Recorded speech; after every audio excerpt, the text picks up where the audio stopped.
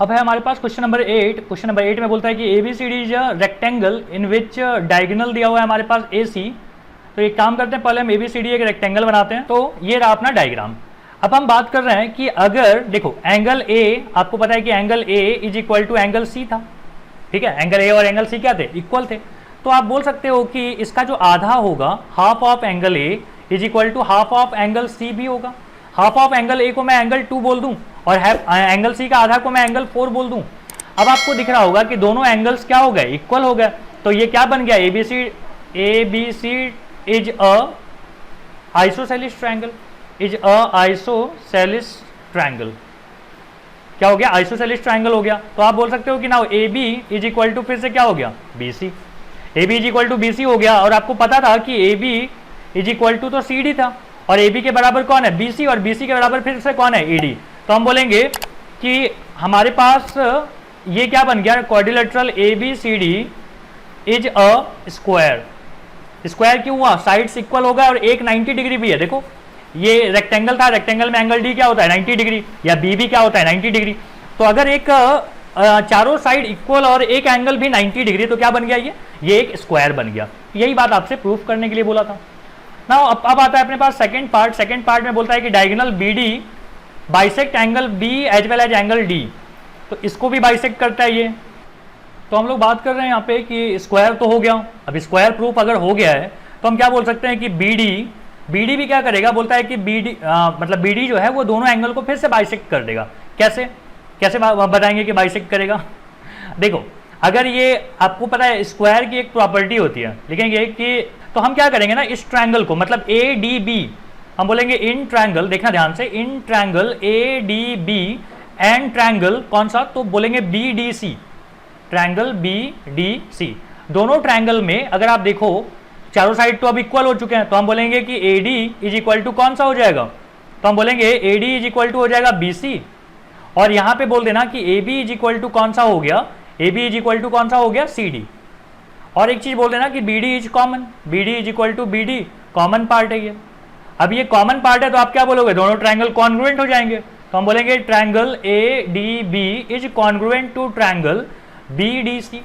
अब दोनों ट्रायंगल अगर कॉन्ग्रुएंट हो गया बाई SSS क्राइटेरिया या टेस्ट, तो अपन क्या बोलेंगे कि इसका मतलब हो गया कि ये एंगल, मान लीजिए इसका नाम है 5, इसका नाम है 6, तो हम बोलेंगे angle 5 is equal to angle 6। क्यों ऐसा? तो हम बोलेंगे CPCT से हो जाएगा, CPCT। सिमिलरली आप बोल सकते हो कि 7 is equal to 8, angle 7 is equal to angle 8, angle 7 is equal to angle 8, ये भी क्या? तो हम बोलेंगे CPCT से। और यही बात तो आपको प्रूफ करने के लिए बोला था सेकंड पार्ट में कि angle B is bisected, angle D is bisected. तो दोनों बातें हम लोग को समझ में आ गई। अब आगे बढ़ते हैं क्वेश्चन नंबर 9 की तरफ। क्वेश्चन नंबर 9 हम लोग को बोलता है कि इन अ पैरेललोग्राम ABCD दिया हुआ है, ये बड़ा वाला जो पैरेललोग्राम है ये ABCD है, ओके। और क्या बोला हुआ है कि PQ हमारे पास 2 पॉइंट हैं जिसमें कि डायगोनल पे लिया गया है, और बोलता है कि DP कहाँ पे? ये हमने मार्क कर दिया है। और बोलता है कि हमको प्रूफ करके बताइए कि APD कौन सा है ट्रायंगल दिख रहा है आपको? APD मैं यहाँ पे हाईलाइटर से आपको बताता हूँ। APD ये वाला, ये ट्रायंगल और बेटा ये वाला ट्रायंगल का नाम क्या है? CQB। ये ट्रायंगल, ये दोनों को आपको क्या करना है? कॉन्ग्रुएंट बतानी है। तो चलो बताते हैं। तो हम लोग लिखेंगे कि इन ट्रायंगल जिसका नाम था कि APD एंड ट्रायंगल BQC, दोनों ट्रायंगल में आपको दिख रहा है ये 1 एंगल और एंगल 2 इक्वल होंगे, अल्टरनेट इंटीरियर एंगल बोलते हैं हम लोग इसको। Angle 1 is equal to angle 2, इसका नाम है अल्टरनेट इंटीरियर एंगल। समझ में आ रहा है ना? कि देखो 2 लाइंस पैरेलल हैं, समझ में आ रहा है? ये और ये पैरेलल लाइन के बीच में जो अंदर के एंगल होते हैं उसको हम बोलते हैं इंटीरियर एंगल्स।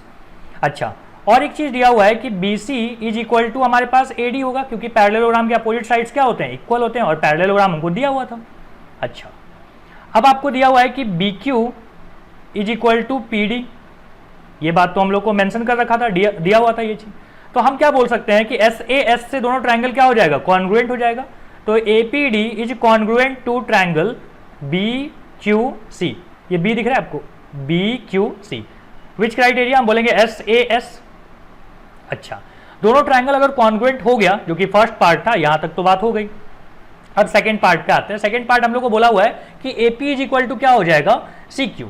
तो AP और CQ दोनों क्या है? कोरोस्पॉन्डिंग पार्ट हैं। देखो ये वाला ये और ये वाला क्या हो जाएगा, इक्वल हो जाएगा कि नहीं, तो हम बोलेंगे AP इज इक्वल टू क्या हो जाएगा, CQ। क्यों ऐसा, तो हम बोलेंगे CPCT। आपने ट्रायंगल पहले ही कॉन्ग्रुएंट कर दिया था। अब थर्ड कहानी है कि AQB कहां पे, देखिए ये वाला AQ और AQB, मतलब अगर मैं यहां पे लिखूं, रुको इसको ना मिटा देते हैं, ठीक है, यहां पे चीजों को मिटा देते हैं। अब आपके लिए दोबारा एक कहानी चलेगी। तो हमने बोला कि ठीक है, अब आपके पास जो नया ट्रायंगल आपको बोला है कॉन्ग्रुएंट करने के लिए, उसका नाम है ये वाला, ये ट्रायंगल, ठीक है, ये ट्रायंगल और कौन सा ट्रायंगल, ये बोला होगा। ये दोनों ट्रायंगल को क्या करना है, CPD को कॉन्ग्रुएंट करनी है। तो देखिए एक बात समझिए, ये और ये तो पहले से ही इक्वल है, क्योंकि पैरेललोग्राम के साइड्स क्या होते हैं, अपोजिट वाले इक्वल होते हैं। फिर से ये एंगल और ये एंगल भी इक्वल होगा, इसका नाम दे देते हैं 3 और इसका नाम दे देते हैं 4। अच्छा, और देखिए क्या होगा, तो हमने बोला कि ये साइड और ये साइड तो दिया हुआ था कि इक्वल है, बस हो गया कहानी। तो आप क्या लिखेंगे, सबसे पहले in triangle AQB and triangle का नाम क्या है, CPD। इसमें क्या क्या इक्वल है बेटा, तो आप बोलोगे कि AB इज इक्वल टू क्या है, CD।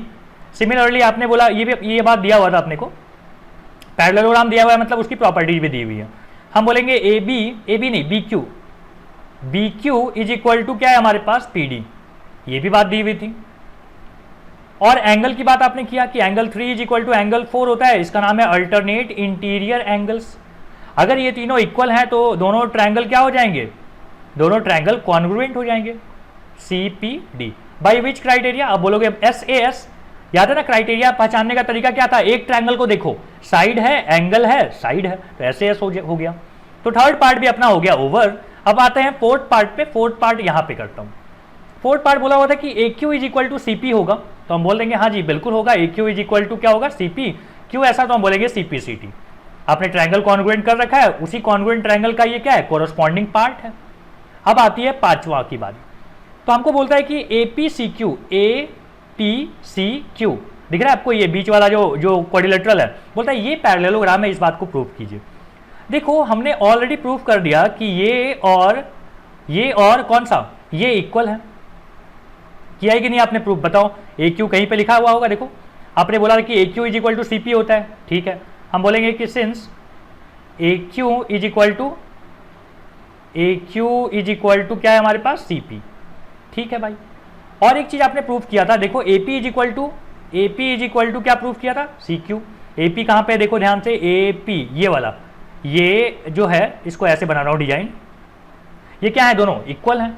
तो आपको पता चल गया कि भाई अगर एक क्वाड्रिलेटरल में अपोजिट साइड्स इक्वल हो जाएं तो क्या बोलते हैं, ये एक पैरेललोग्राम है। हम बोलेंगे कि since opposite sides are equal,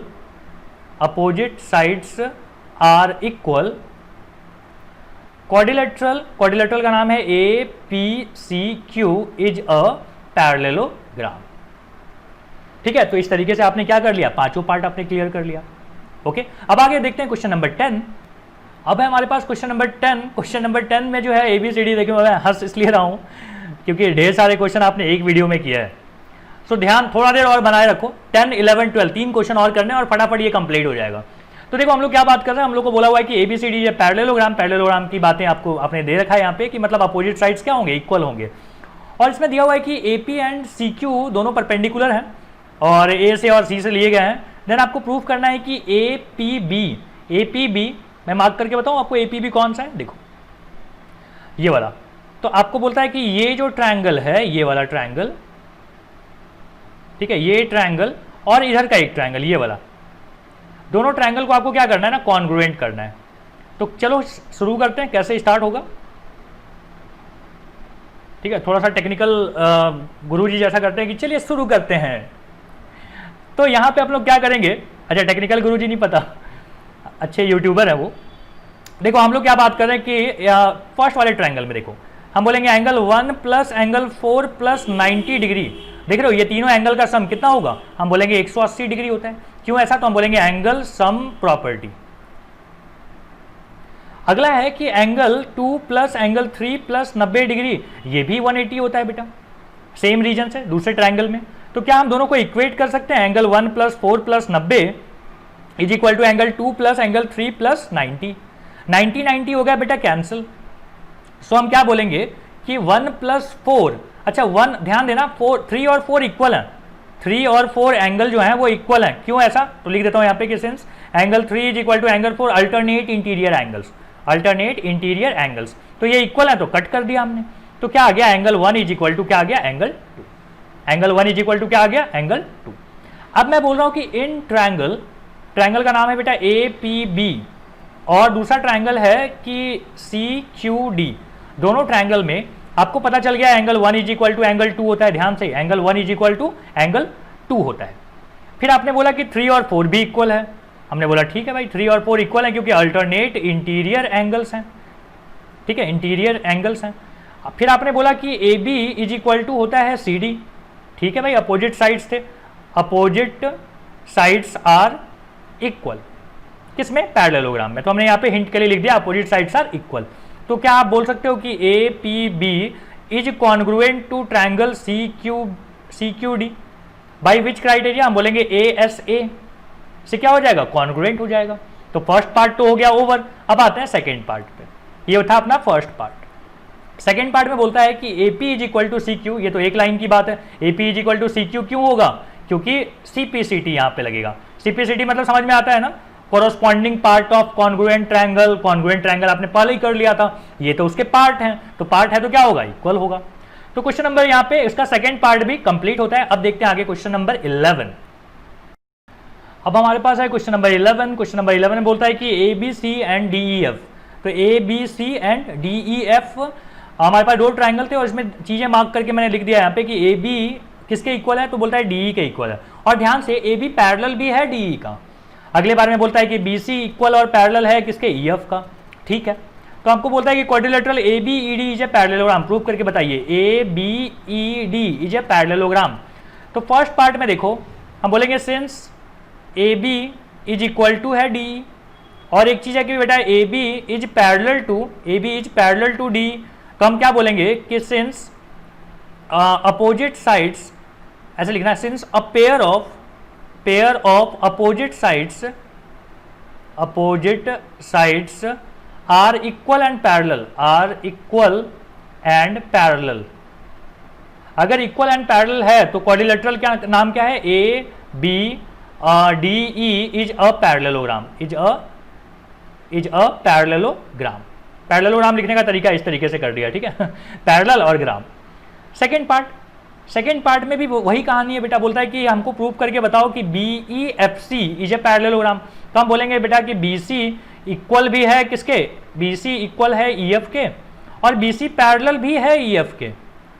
अगर एक पेयर मतलब एक क्वाड्रिलेटरल में एक पेयर इक्वल भी हो और पैरेलल भी हो तो क्या होता है, पैरेललोग्राम होता है। तो बोलेंगे वही बात कि यही कहानी कि since a pair of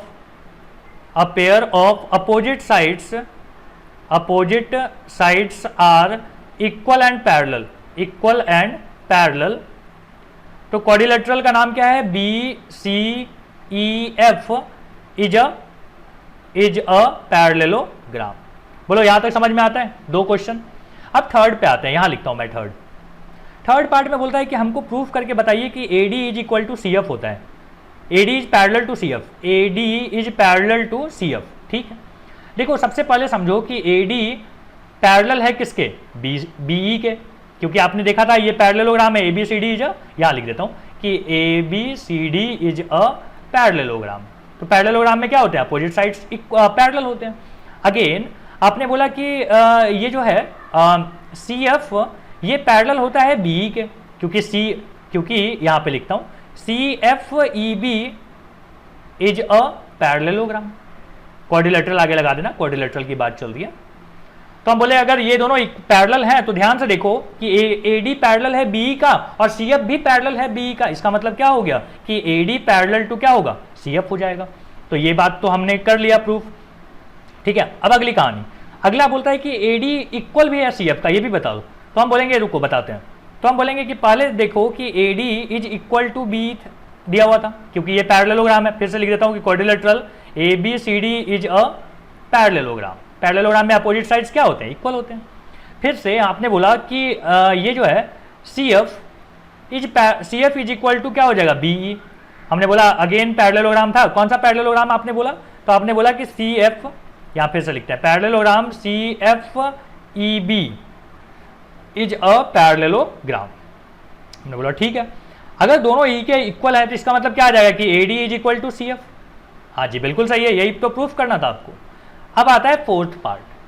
fourth part में क्या बोलता है कि quadrilateral C A C F D is a parallelogram. अब आप देखो, हमने बोला कि A D is parallel to C F, last time आपने प्रूफ किया, और आपने बोला कि A D is equal to C F. तो हम बोल रहे हैं कि एक ही पेयर, यहां लिख देता हूं कि a pair of opposite sides are equal and parallel. अगर ऐसा हो जाए तो हम क्या बोलेंगे, quadrilateral A D F C is a parallelogram. ठीक है ना। फिफ्थ पार्ट में हमसे बोलता है कि A C is equal to D E होगा। तो पता है हमको A C is equal to क्या हो जाएगा, D F, sorry A C is equal to D F. क्यों हम बोलेंगे अपोजिट साइड्स ऑफ पैरेललोग्राम। क्या नाम है पैरेललोग्राम का, ए डी एफ सी। ठीक है, ए डी एफ सी का अपोजिट साइड है। A D F C parallelogram में ये दोनों साइड्स क्या है, अपोजिट में है, और पैरेललोग्राम के अपोजिट साइड्स क्या होते हैं, इक्वल होते हैं। तो 5 क्वेश्चन हमने कर लिया। अब आपको बोलता है 6th पार्ट, मैं थोड़ा सा इसको ऊपर कर लेता हूं। ठीक है, कहां करूं इसको, अच्छा यहां तक हो गया लिख के, इसको हटाते हैं। ठीक है बेटा। नाउ अब अपने पास आता है 6th पार्ट यहां पे लिखता हूं। 6th पार्ट में बोलता है कि triangle A B C and triangle D E F दोनों जो है वो क्या है, कॉन्ग्रुएंट है। ठीक है, तो हम लोग लिख रहे हैं कि in triangle A B C and triangle D E F दोनों में देखिएगा क्या क्या इक्वल है। तो हम बोल रहे हैं कि सबसे पहली बात तो है कि A B is equal to कौन सा था, डी दिया हुआ था। अच्छा, फिर आपने बोला कि एक और साइड है बेटा कि B C is equal to हमारे पास दिया हुआ था ई एफ। ओके, ये सब बातें दी हुई थी। ठीक है, गिवन था। एक बात आपने प्रूफ किया, क्या आपने प्रूफ किया, आपने बोला कि A C is equal to D F होता है, ये भी हमने प्रूफ किया। ओके, ठीक है, यहां लिख देता हूं कि प्रूव्ड अर्लियर मतलब ऊपर के क्वेश्चन में हमने प्रूफ किया था।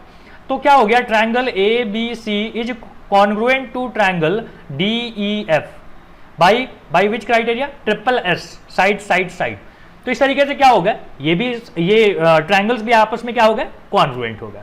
तो क्वेश्चन नंबर 6 हो गया, मतलब यहां पे क्वेश्चन नंबर 11 कंप्लीट। अब आगे बढ़ते हैं क्वेश्चन नंबर 12 की तरफ।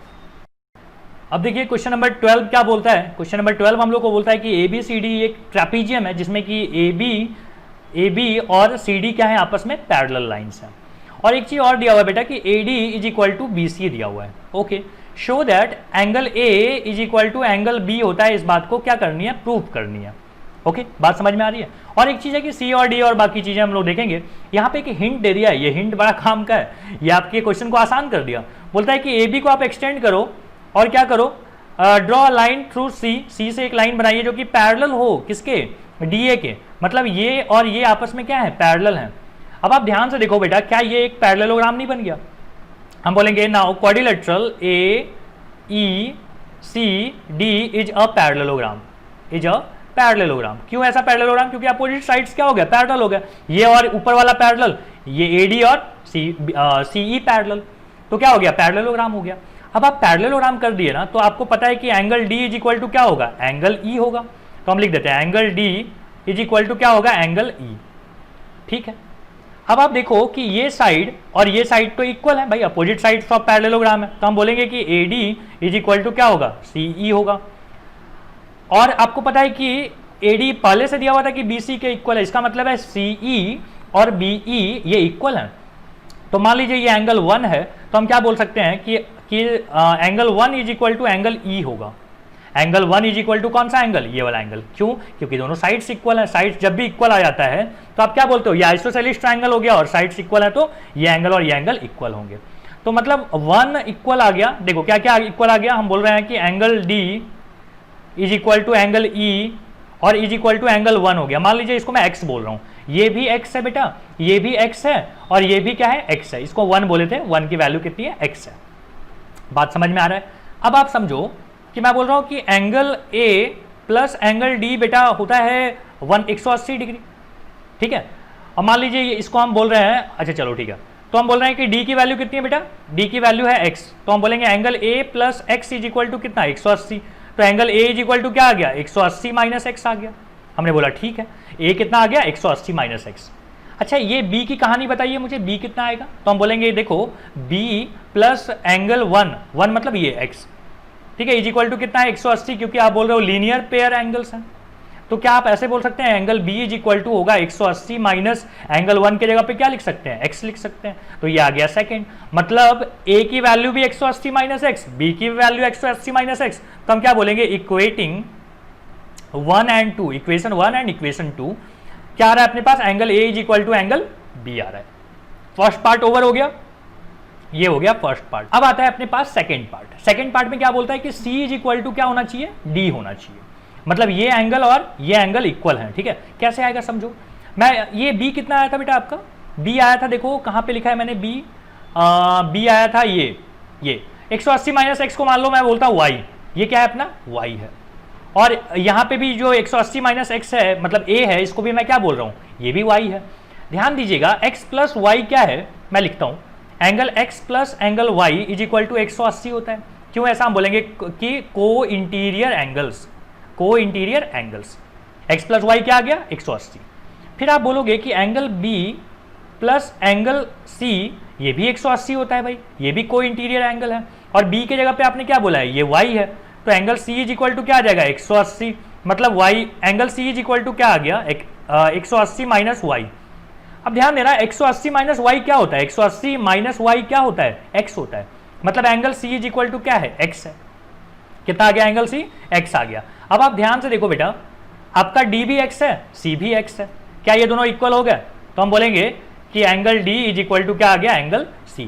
आपसे सेकेंड पार्ट यही बोला था, ठीक है। नाउ थर्ड पार्ट यहाँ पे सॉल्व करते हैं। थर्ड पार्ट आपसे बोला था कि ट्रायंगल ABC और BAD, ABC कहाँ पे, मैं यहाँ पे बनाते हैं, ठीक है, इसको मैं मिटा देता हूँ, ठीक है, बहुत सारा चीज यहाँ पे हमने लिख रखा है, अब इसको मिटा देते हैं। अब आपसे क्या बोला है, आपको बोला है कि ABC कैसा ट्रायंगल है, ABC ये वाला, आपको बोले हैं कि ABC और BAD इसको भी मार्क कर लेते हैं। बोलता है ये दोनों कॉन्ग्रुएंट है, इस बात को प्रूफ करनी है, समझ में आ रहा है, ABD और कौन सा, तो बोलता है कि BAD और ABC दोनों कॉन्ग्रुएंट है, इस बात को प्रूफ करनी है। तो हमने बोला कि हमको तो पता है कि ये और ये क्या है इक्वल है, ये पार्ट क्या है कॉमन है, और क्या हो सकता है बेटा इक्वल, तो आपको ये बीच वाला एंगल आपने प्रूफ किया था, याद करो A और B इक्वल है, तो हम बोलेंगे इन ट्रायंगल, लिख के बताता हूँ, इन ट्रायंगल क्या बोलेंगे ABD एंड ट्रायंगल ABC दोनों ट्रायंगल में बेटा आपको पता है कि angle A is equal to angle B आपने पहले प्रूव किया था। फिर आपने बोला कि AD is equal to BC होता है, ये तो दी हुई थी बात। और एक चीज पता है आपको कि AB is equal to AB common part है, तो ये भी हमने लिख दिया कि दिस इज कॉमन पार्ट। तो आप क्या बोल सकते हैं कि दोनों ट्रायंगल ABD और कौन सा ट्रायंगल ABC ये दोनों क्या हो जाएंगे कॉन्ग्रुएंट हो जाएंगे, बाय विच क्राइटेरिया, हम बोलेंगे SAS क्राइटेरिया से दोनों क्या हो जाएंगे कॉन्ग्रुएंट हो जाएंगे। तो यहां तक समझ में आ गया। अब आपसे क्या बोलता है कि AC और BD को इक्वल बता दीजिए, तो हम बोलेंगे भाई वो तो CPCD से हो जाएगा, बड़ा आसान है। फोर्थ पार्ट तो क्या बोला है आपको कि AC इज इक्वल टू क्या होगा BD, क्यों ऐसा, तो हम बोलेंगे CPCD। ये क्या किसके पार्ट है, कॉन्ग्रुएंट ट्रायंगल के पार्ट है। देखो ना ये जो है ये लाइन और ये लाइन एक कॉन्ग्रुएंट ट्रायंगल का पार्ट है कि नहीं, जो अभी अभी आपने प्रूव किया था, तो हम बोलेंगे हाँ जी बिल्कुल हो सकता है। मतलब यहाँ पे आ गया आपका कि AC is equal to BD, CPCD से आपने क्लियर कर लिया। ध्यान रखिएगा हो सकता है एग्जाम में आपको हिंट ना दे, तो हिंट ना दे तो आपको पता होना चाहिए कि ये कैसे सॉल्व करेंगे। और इसी के साथ अपना ये लेक्चर यहाँ पे कंप्लीट होता है। जल्द मिलते हैं हम लोग अगले लेक्चर में, जहां पे हम लोग बात करेंगे सेकंड एक्सरसाइज, और सेकंड एक्सरसाइज से पहले एक लेक्चर लेके आएंगे जिसमें हम आपको थ्योरी कराएंगे, उसके थ्योरी मतलब थ्योरम रहेगा, कुछ एग्जांपल्स हो सकते हैं, वो सब कराएंगे। ठीक है, तो पढ़ाई करते रहिए। Thank you.